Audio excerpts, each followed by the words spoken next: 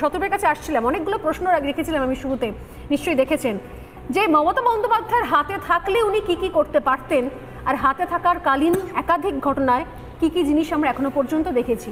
অন্যান্য অনেক ঘটনা ছেড়ে দিলাম, শুধুমাত্র আরজি করে ডে 1 থেকে প্রথম 5 দিনের মধ্যে যা যা কিছু ঘটেছে সবটাই তো ওনার হাতে ছিল নাকি? দেখুন, দাদা যে কথাটা বললেন, শেষ যে কথাটা দিয়ে মানে যেটা বলে শেষ করলেন, আমি সেটা দিয়ে শুরু করছি।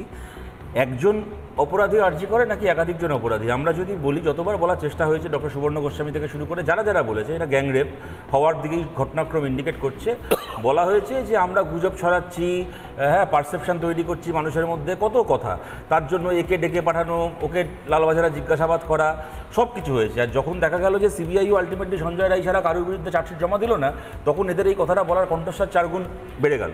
আমি একটা ছবি দেখাই স্বর্ণালী, তোমাদের নিশ্চয়ই মনে থাকবে, দর্শকরা যদি দেখতে পান, এই আরজি করের ঘটনার পরে মমতা বন্দ্যোপাধ্যায় যে মিছিলটা করেছিলেন সেই মিছিলের ছবি। সেই মিছিলের পেছনে ব্যানারটায় কি লেখা আছে? মমতা বন্দ্যোপাধ্যায় দাঁড়িয়ে ভাষণ দিচ্ছেন, দোষীদের ফাঁসি চাই। 5 দিন কলকাতা পুলিশ ইনভেস্টিগেট করার পরে, মমতা বন্দ্যোপাধ্যায়ের পুলিশ ইনভেস্টিগেট করার পরেও কিন্তু উনি দোষীদেরই ফাঁসি চেয়েছিলেন। তখনও পর্যন্ত পুলিশের কাছ থেকে ওনারও কিন্তু ইনপুট এটাই ছিল যে একাধিক দোষী রয়েছে। পরে যখন বোঝা গেল যে আমি একজনকে বাদ দিয়ে বাকি আমার ভাই ভাইপোদেরকে বাঁচিয়ে নিতে পারবো, এই সন্দীপ ঘোষ থেকে শুরু করে বাকিদেরকে বাঁচিয়ে নিতে পারবো, তখন আস্তে আস্তে তখন তীরটা আমাদের দিকে ঘুরে আসলো যে আমরা গ্যাংরেপ বলছি মানে নাকি পারসেপশন তৈরি করার চেষ্টা করছি। এবার যেটাকে নিয়ে আলোচনা হচ্ছে, এই যে কথাটা উনি বললেন না, যে একই উকিল, সে বরুণ বিশ্বাসের পরিবারের হয়ে ওকালতি করছে, সে আবার খুনির হয়ে ওকালতি করছে, এটা ওই উকিলকে দেখে আমরা অবাক হচ্ছি কেন? আরে আমাদের মমতা বন্দ্যোপাধ্যায় তো এমন এক উকিল যিনি আমাদের রাজ্যে ধর্ষকেরও উকিল, আবার ধর্ষিতা